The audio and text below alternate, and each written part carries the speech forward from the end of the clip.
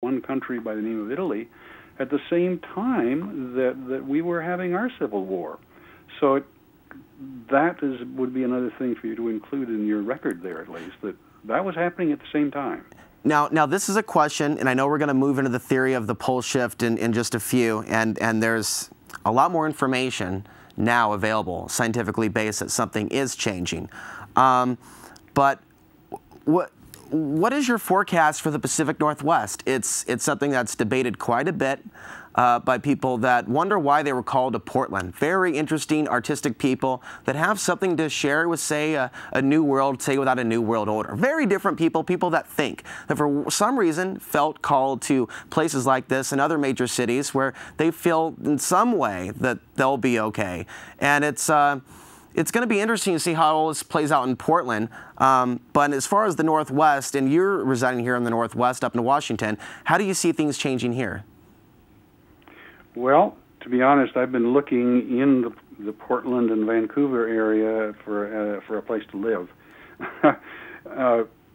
Haven't done it yet, but I do have food storage in that area, so in case I have to leave here in a hurry, I do have that. But during the last ice age, Seattle was covered with 4,000 feet of ice, straight up, 4,000 feet deep, 4/5 of a mile. That's almost hard to comprehend. But that ice only extended as far south as Olympia.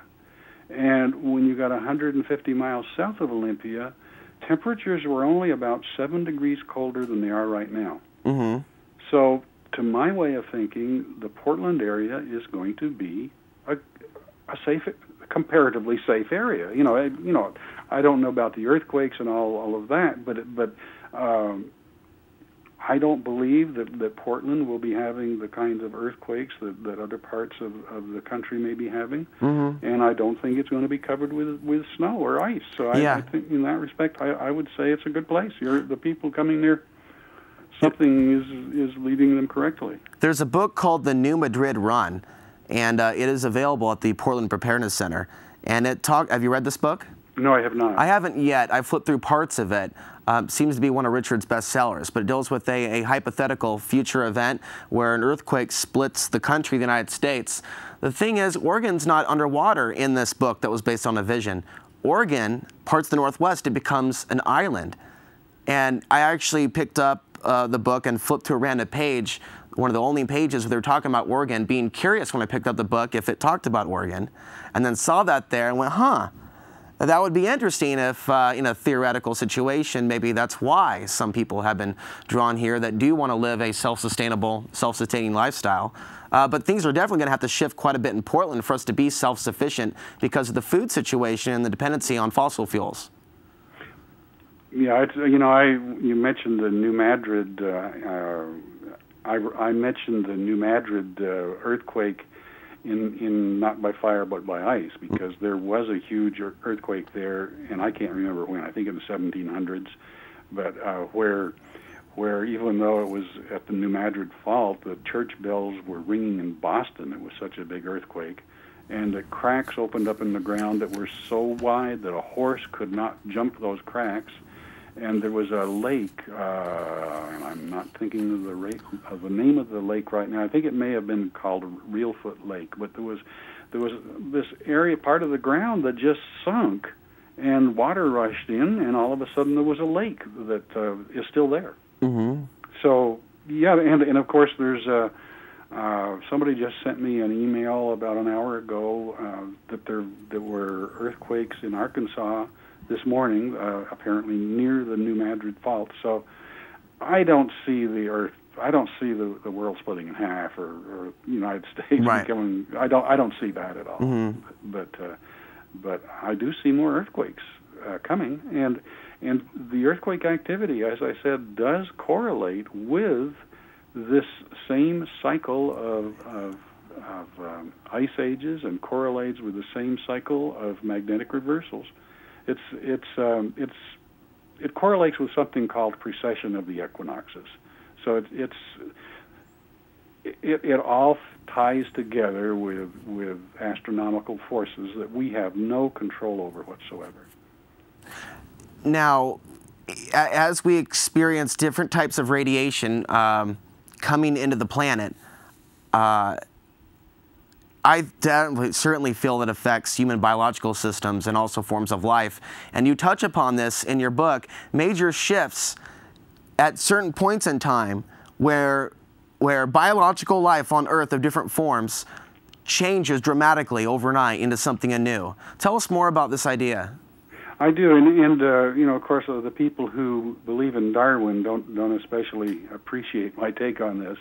But you know, Darwin talked about how evolution works slow and drawn out in stately steps, and no, in my studies for the first book, and Not by Fire but by Ice, I kept noticing that yes, we had extinctions at magnetic reversals, but the other part is that immediately after those extinctions and immediately after the magnetic reversals, brand new kinds of plants and animals suddenly appeared on this planet that had never been here before. It was not slow and gradual, it was sudden. And in my studies, when I read work by paleontologists, I think probably every paleontologist in the world would agree that the changes happened rapidly. Well, maybe not everyone, but a lot of paleontologists. I know I quote Stephen Jay Gould of Harvard, and I quote Robert Bacher at the University of Colorado, and I quote so many different scientists who have seen those jumps. Well, our magnetic field protects us from that radiation that you're talking about. It protects us from the radiation from space, and as our magnetic field strength declines, as we head into a magnetic reversal, we lose that magnetic shielding, and off we go into that. To me is what causes evolutionary leaps. Is their mutations now, essentially. Leave it on this graphic here, and these are the contour lines of over North America here, and we see magnetic zero west of Portland, crossing into Alaska here. And Greg Braden wrote a little bit about this, and it's very interesting for those that live in Portland, because Portland is not far from magnetic zero, and he talks about a number of things here in terms of, he's asked, do you have any idea how this magnetic shift might change consciousness? And he responds that the speculation is that there is a correlation between consciousness and magnetics. In order to understand how this connection might work, it's useful to compare it to a computer's memory. The magnetic fields in the memory are held in place through an electrical charge, a trickle charge within the computer itself. When the batteries in the computer die, the charge is gone and the memory is lost. We have to reload the operating system. In a similar way, by researchers and descendants of native peoples believe that the Earth, when the Earth goes through what science sees as a magnetic reversal, it also will be a great shift in cleansing of the Earth's consciousness. There will be nothing holding all the magnetic patterns that have been put in place. So when we awaken from this shift, what becomes consciousness will be our truest nature, our truest essence, and the memory of all the evil or all the bad things or all the grudges or the ego. And we've held against one another as individuals and nations will not be part of that new consciousness, that new grid. Now, the part that I really wanted to get into was when he's talking about magnetic north and the West Coast. He says, when we think about the West Coast, we think about wacky California, where the truth is California is a seed, one of several, and it's traditionally been very innovative in technology, science, fashion, finance, and the arts, because there's an opportunity for tremendous change there. Within North America, the flip side of that would be in an area of high magnetics, where the magnetic fields are the most dense. And when you find this through some of the southeastern states, the very states that are traditionally viewed as being conservative. That doesn't mean that change can't happen there. And then he also gets into how does this affect people. It affects people in positive ways and negative ways, cycles of war and also cycles of consciousness. Bob, this just keeps getting exciting every day, the more we find out about this stuff. Well, you're getting pretty esoteric for me there. I don't know about that stuff, but I can believe that something could change. Well, I think we're going to be around to see it. We are living in interesting times. In the last 5 minutes, we'll wrap up with you. People want to be told or explained in the simplest of ways what is the evidence behind the possibility of a pole shift, moving it to this direction, the potential that we're going through this? And then the other part, second question, is that a quick shift with the poles shifting in some sort of a flip, or like some scientists are saying, something that's incremental and not something that's going to flip anything, but it'll just be incremental over thousands of years. Your take on all of this? There's big questions about both of those. There's an article that just came out, and I posted it on my website, but it came out on January 17th from the British Geological Survey, that they are building a new way of tracking the magnetic field down in South Georgia Island, because they're studying what's called the South Atlantic anomaly. But anyway, they say that in the South Atlantic anomaly is that the magnetic field strength has been declining rapidly, and they say that they believe this could be an indication of a magnetic reversal. So all of a sudden I'm not alone on this, and the people who believe in this are not alone, because that comes from the British Geological Survey just on the 17th of January. As to how fast it would begin, yes, I've heard of a lot of scientists say that a magnetic reversal takes like thousands of years.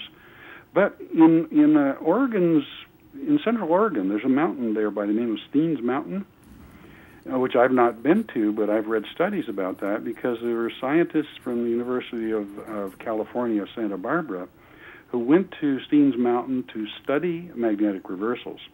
What they essentially do is when magma comes out of a volcano, it's so hot that it's non-magnetic, and then as it cools below what's called the Curie temperature, it takes on the magnetic field of the day.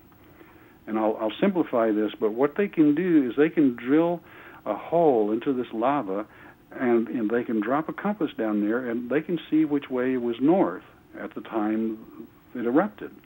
Well, in Steens Mountain, there in south central Oregon, when they drilled their hole at the edge of the lava flow, their compasses pointed in one direction. When they drilled their hole in the center of the lava flow, their compasses pointed in a different direction, which would indicate that the magnetic reversal occurred in the difference of time it took from the for the outside edges to cool as opposed to the inside edges. They're therefore saying, and I think it's scientists by the name of Coe and Prevost, and I can't remember the other one, but anyway, they're saying that a magnetic reversal based on that could have occurred in as little as 30 days. Wow. That would be major. So there's a study going on there right now, or that was a study that was done? That was done back in like 1989 or 1990, back like then. It really, no one has picked up on it very much, but I do talk about it in the book, and not by fire but by ice. Okay, let's talk about the two websites you have and some of the information they can get. So the first one's Ice Age Now. IceAgeNow.com. I update it daily, and we get around 6,000 or 7,000 hits a day, so I know that people are watching it. And then the other one is evolutionaryleaps.com. And that one I stick pretty much to stuff about evolution. Well, that's going to be very interesting to see you at the lecture. Thank you for coming on. Again, Bob Felix, he's going to be at the Highland Church, 76th and Northeast Gleason. I think you're going to have some of your books there as well. Yes. Okay, so that's going to be very interesting. I think that there's going to be maybe a get-together afterwards at the Portland Preparedness Center so people can see the store after the show. Bob, thanks for coming on. Alex, thanks for having me on. You're welcome. And we want to get the callers on now and hear from you. In the next 5 minutes, folks, you want to place those calls to get on the air on this particular subject, get your ideas on things, see if you're coming to the lecture, and maybe some other information you're aware of. Even if it's esoteric, we're open to all things information right here on Outside the Box TV. Couple